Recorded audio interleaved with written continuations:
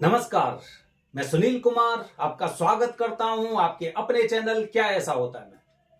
दोस्तों, जब हम अपने धर्म के बारे में कुछ चीजें पढ़ते हैं तो आप यकीन मानिए कि आप उसकी गहराई में इतना डूब जाते हैं कि जैसे जितना जितना गहराई में आप जाएंगे उतनी गहराई उसकी बढ़ती जाती है। हमें अपने बारे में पता नहीं है, हमें अपने कर्मों के बारे में पता नहीं है, हमें यह नहीं पता है कि हमने जन्म क्यों लिया है और क्या जन्म लिया है तो क्या किसी का कर्जा है या किसी की उधारी है, क्या किन्हीं के ऋण है हमारे ऊपर, क्या हमें कुछ चुकाना है, नहीं जानकारी है। पूरा वीडियो देखिए, अच्छा लगेगा और अगर पसंद आता है तो कमेंट बॉक्स में हर हर महादेव जरूर लिखें। दोस्तों, इसी तरह की जानकारी प्राप्त करने के लिए हमारे चैनल को सब्सक्राइब करें और लोगों से सब्सक्राइब भी करवाएं। निश्चित रूप से आपको इतनी अच्छी अच्छी जानकारी मिलेगी कि आप ये कहेंगे कि 10 मिनट की वीडियो से आप बहुत गहराई तक जा सकते हैं। दोस्तों, हमारा जन्म हुआ, हमारा जन्म मतलब सृष्टि आगे की तरफ बढ़ रही है, लेकिन हमारा जन्म ऐसे नहीं हुआ है। हमने कुछ ऐसे अच्छे कर्म किए थे जिसकी वजह से हमें मनुष्य का जन्म प्राप्त हुआ। लेकिन मनुष्य के जन्म जैसे हमें प्राप्त होता है तो मतलब कहते हैं ना, एक कंडीशन होती है। एक कंडीशन होती है कि मनुष्य कौन बनेगा जो अपने ऋणों को सबसे पहले चुकाएगा, या फिर अपनी योनि में, जिस योनि में उसने जन्म लिया था उस योनि के जो ऋण होते हैं उनको चुकाएगा। मनुष्य का जन्म, पुरुष का जन्म, हम बात करते हैं पुरुष के जन्म की। पुरुष का जन्म होता है दोस्तों तो जब, जैसे कि उदाहरण के लिए मुझे मनुष्य का जन्म प्राप्त हुआ तो जैसे ही मेरा जन्म हुआ था उस समय मेरे ऊपर 3 ऋण थे। ऋण मतलब एक तरह से किसी की उधारी जो मुझे चुकानी है। मतलब मेरा जन्म ऐसे नहीं हुआ है, सबसे पहले मुझे उनका कर्जा चुकाना है, सबसे पहले उनका कर्जा चुकाना है, उसके बाद मुझे कुछ कार्य करने हैं। अब वो कर्जा ऐसा नहीं कि जन्म जैसे आप चलने फिरने लग गए, स्कूल जाने लग गए, नौकरी करने लग गए तो वो कर्जा वो हो जाएगा, नहीं, ऐसा नहीं है। उसकी भी एक अलग अलग स्टेज आएगी कि उस स्टेज पर जाकर आपको वो कर्जे चुकाने होंगे। और काफी कर्जे तो ऐसे होते हैं जो आपकी जब तक जिंदगी चलती है तब तक आपको वो चुकाते रहने पड़ेंगे। पूरा वीडियो देखिए दोस्तों। 3 तरह के ऋण कौन से होते हैं? पहला होता है पितृ ऋण, दूसरा होता है देव ऋण और तीसरा होता है ऋषि ऋण। दोस्तों, सबसे नीचे से बात करते हैं ऋषि ऋण।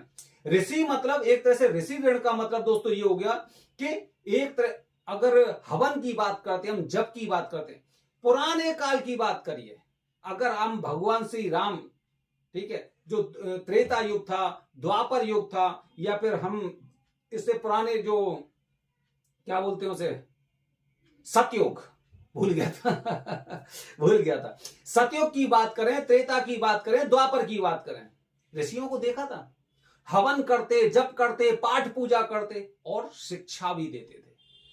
वो हमें शिक्षा देते थे कि हमें क्या करना है, क्या करना है।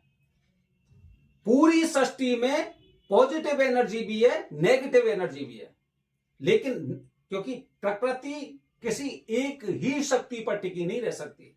अच्छा होता है तो बुरा भी होता है, दिन होती है तो रात भी होती है, भला होता है बुरा होता है, ये सारी चीजें एकदम चलती रहती है। अमावस्या आती तो पूर्णिमा भी आती है।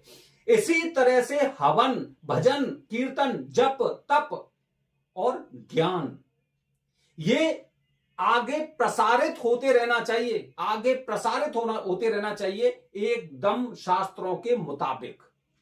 अगर ये कहीं पे रुक जाता है तो मतलब आप पे वो कर्जा बना हुआ है, वो ऋण बना हुआ है।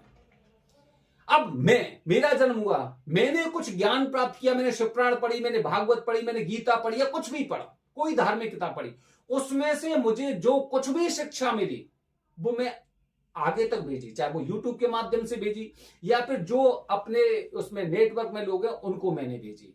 तो मतलब मैंने वो एक तरह से मैं अपने ऋण को चुकाता जा रहा हूं, और जैसे जैसे मुझे और ज्ञान प्राप्त होता जाएगा वैसे वैसे मैं उसे आगे प्रसारित करता रहूंगा, जैसे कि आप हमारी वीडियो भी देखते हैं। दूसरा, हवन, जप, तप, हम पाठ पूजा करते हैं, हम घर में हवन करते हैं, हम जगह जगह तीर्थ यात्रा करते हैं, वहां पे जाके वहां पे हम पाठ पूजा करवाते हैं। मतलब मैं इस ऋण से मुक्त होता जा रहा हूं, मैं एकदम सही रास्ते पर हूं, यह हमें खुद को पता चलता है। अच्छा, दूसरा दोस्तों, देव ऋण। देव ऋण का मतलब यह हो गया कि भगवान ने हमारी भलाई के लिए कुछ ऐसी चीजें बनाई हैं, जैसे कि जल हो गया, हवा हो गई, प्रकाश हो गया, या फिर ऊर्जा हो गई।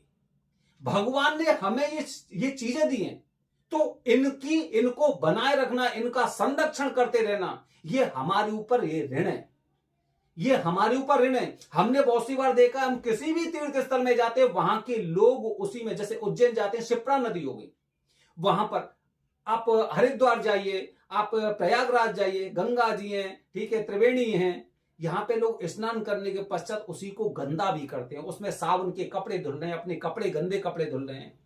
अगर आप ये कर रहे हैं तो और ऋण को आप बढ़ा रहे हैं।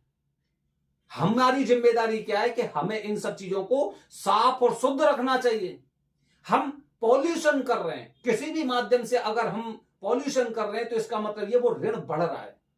भगवान ने हमें दिए हैं, हमें जो हवा चाहिए वो सांस लेने के लिए चाहिए, जीने के लिए चाहिए, पानी पीने के लिए चाहिए, प्रकाश चाहिए हमें, नहीं तो हम कैसे कार्य करेंगे, हमारी चीजें कैसी होंगी, चीजें ग्रो कैसी होंगी। और दूसरा, इसी के साथ सृष्टि की आगे सृष्टि कैसे बढ़ेगी, उसके लिए देवताओं ने क्या किया, जो देव ऋण होता है कि इसमें 4 तरह के आश्रम बने, जिसमें गृहस्थ आश्रम को सबसे अहम बताया गया है।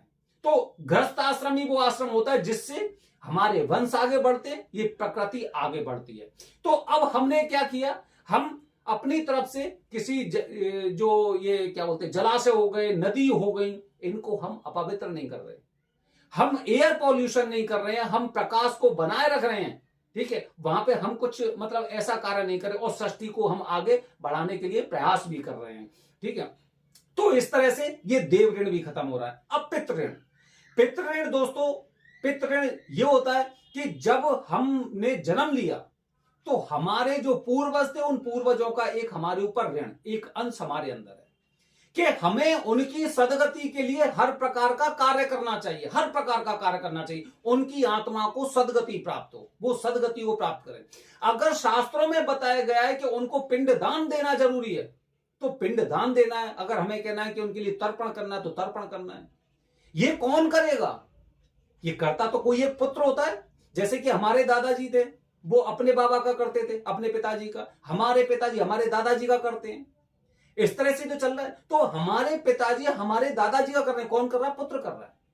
तो हर पुत्र की यह जिम्मेदारी होती है कि सबसे पहले उसे पितृदोष से, सॉरी क्या बोलते हैं, पितृ ऋण से मुक्ति पाने के लिए उसके पास उसका कम से कम एक पुत्र होना बेहद जरूरी होता है।